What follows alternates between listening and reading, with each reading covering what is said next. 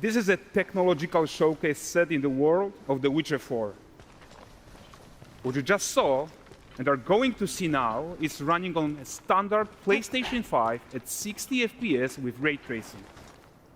So in the game, you'll be playing as Ciri, a professional monster slayer, a witcher. She explores the world and hunts down monsters for coin. The region we are in is called Kovir, and you'll get to explore it in the game. Right now, Ciri is investigating a monster, and after gathering new clues, she is heading back to a nearby village.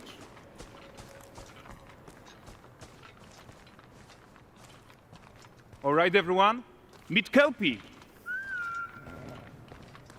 Let weeds be weeds, Kelpie.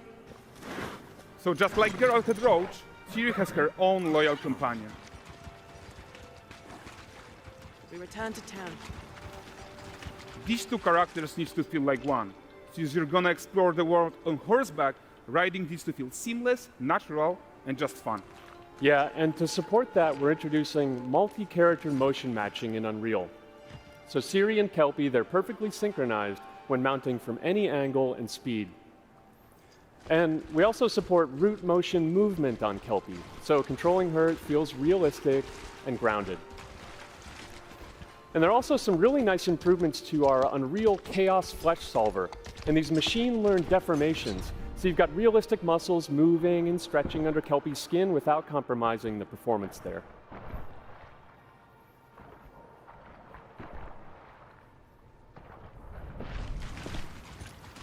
So let's leave Ciri behind for a second and talk about the world itself.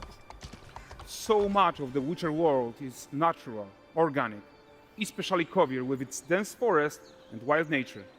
Yeah, and wild nature is hard. And with Nanite geometry, we've freed artists from so many of their old constraints. But we don't want to rest until everything we do in Unreal has that same spirit of freedom.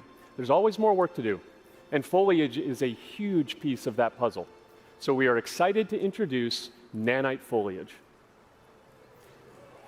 And in order to achieve gorgeous foliage density everywhere, while still being memory efficient, fast to render, we believe that a new idea was needed. So instead of the same card approach we've been using for the past 20 years, artists should be free to take a nanite approach to foliage, modeling every single leaf and pine needle. And the old LOD tricks of the past, they needed a complete rethink. And in their place, it's a new adaptive voxel representation in Nanite. It's volumetric, it's fully 3D, it is super fast to render. And these dense clusters of triangles turn into these cubes, which at a distance, they're no larger than a pixel, and they react to the changing light of our dynamic sun and our shadows, and they allow artists to render whatever amount of foliage is needed to achieve their vision without compromise.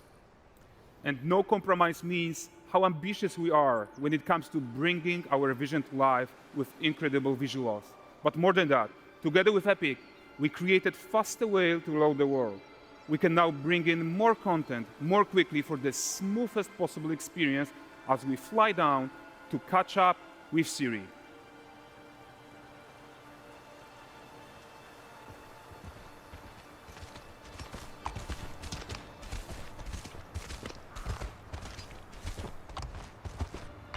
Welcome to Valdrest.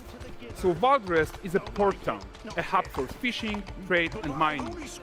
It's one of those places where you can meet shady characters or overhear gossip from other lands. It's also where Ciri took on her current contract.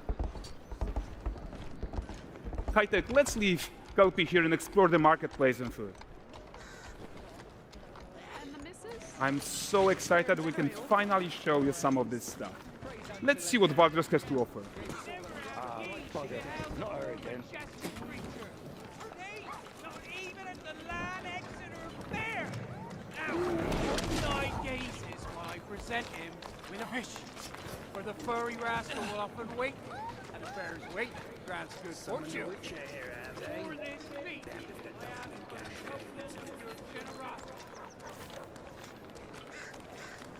Pardon. Guys, notice how responsive the world is. Character actions directly affect what happens around you, sometimes even setting off chain reactions. Everything is working together.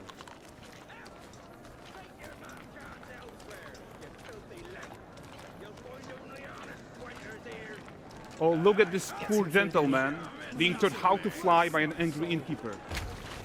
That's what happens when you cheat at Gwent. Last of it, is it?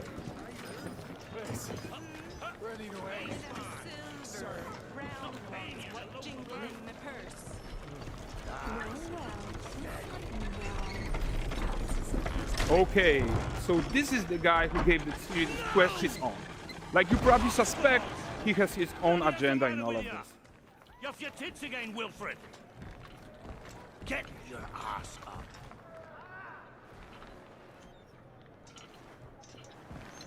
A typical day's toil. Who in? Witcheress. What news of my wagons?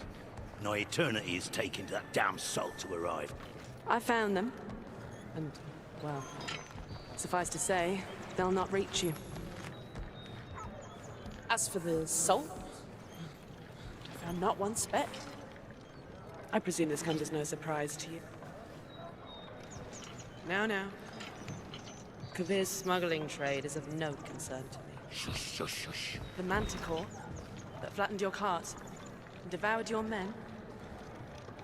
Quite the opposite. Manticore? No, them winged hellspawn dwell in the arse end of Creighton. While Siri decides what to do about that merchant, let's take a look at the character technology that powers this marketplace. Why don't we listen in on these fishmongers? They're selling their wares, chatting up customers. Morning, catch this is. Won't find none fresher. Rugged me ladies after one of them. Get this cleaned and gutted for you. You mind, dearest? Into seeing something more. Got mackerel cod, all Brexit's finest. And there is tons of tech at play here, even in this simple market stall. Metahuman tools, improved Unreal Smart Objects, Chaos Cloth, and more. Yeah, and all of this exists to make sure that the gap in quality between Siri and NPCs is as small as possible. Yeah, and closing that gap, it's not just about fidelity, right, but also authenticity. They should react to changes in the world around them. But the prisoner in Pillory isn't exciting enough for Valdrest. Let's grab everyone's attention with a circus.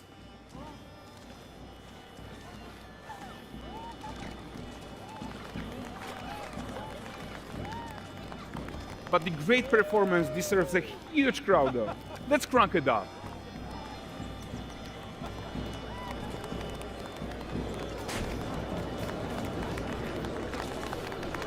So you are seeing tons of optimizations here to many of Unreal systems, including an entirely new Unreal animation framework, allowing us to fit easily in our 60 FPS budget, not just in rendering, but also with room to spare on the game thread.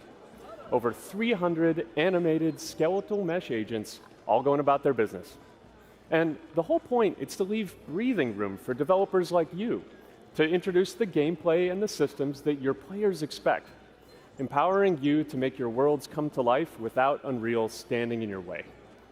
You are right. And that's the open world RPG that we're making. But before we wrap up, how about one final check-in with Siri?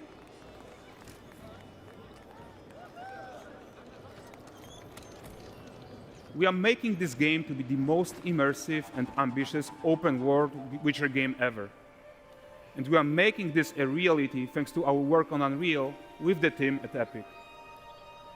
I think what we are doing together is going to bring in a new generation of open world RPGs, and I'm so proud of what we accomplished so far. We are too. So we're almost done, but before we go, here's a small gift for all Witcher fans. A first look at Lanexeter.